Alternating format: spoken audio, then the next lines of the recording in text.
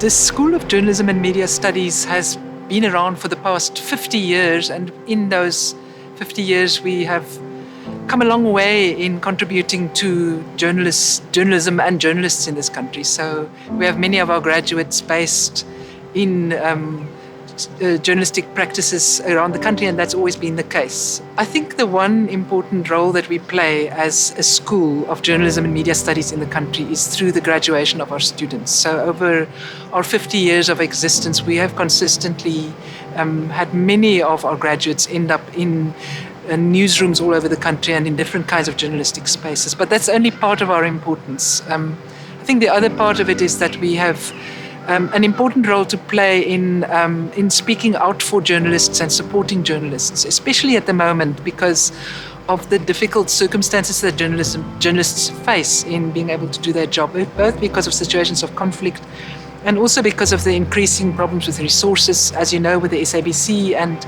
other spaces as well. Journalists are constantly under threat in terms of the work that they're trying to do. So that's partly what we're also trying to do with this summit now, is to make sure that the important things are said about journalism as a public good and the need to support what journalists do. JT is one of the giants in the Eastern Cape, the pioneer of journalism in this country.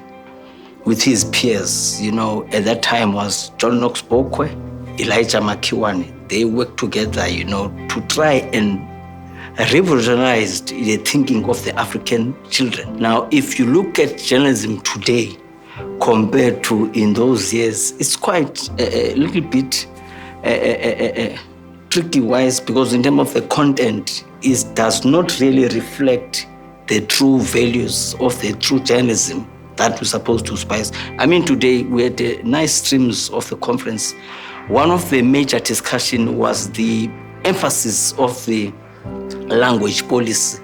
We need to make sure that at least indigenous languages that are being covered, in the journalism mainstream, like your Xhosa, your Venda, your Sotho, including the new Khoi and San language. This is a very exciting time for us, even as a family, because we're actually going to be working with the Rhodes University and Forte University to try and revive that, because they have a course that they're offering to their journalism students where they'll be writing articles in isiXhosa.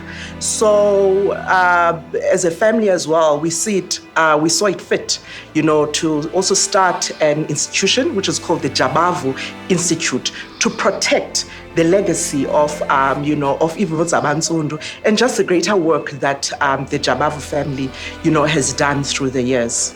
We no longer have those kind of organizations like journalists' unions that used to be, get journalists together, get them sort of consulting each other and working across. These things are complicated to organize because everybody's so busy and people are very focused on, a job that needs to be done, and there are important things to cover in the world. But when you're in an environment when things are very deeply stressed, they're politically stressed, they're economically stressed, we actually have to do that work of talking across, because it gives us a way better picture of how this whole terrain looks. It also gives us ways to think. I'm sure you've had the experience where you've thought about some things just because you've been in a room, of like-minded individuals. But I think also it gives us a solidarity and a sense of how we can work better with each other. We can't achieve the democracy we want, which, Pierre de Vos recently told us, is a big ask, for a multifaceted country like ours to find, democracy that works for everybody. But I think the thing is, we can't give up. We can't give up on our democracy. We can't give up on our journalism. Journalism is fundamental to that. So those are the issues that burn our brains, and those are the things we want to talk to with others, and those are the things we want to make a public statement about, and hopefully, galvanizes something out there.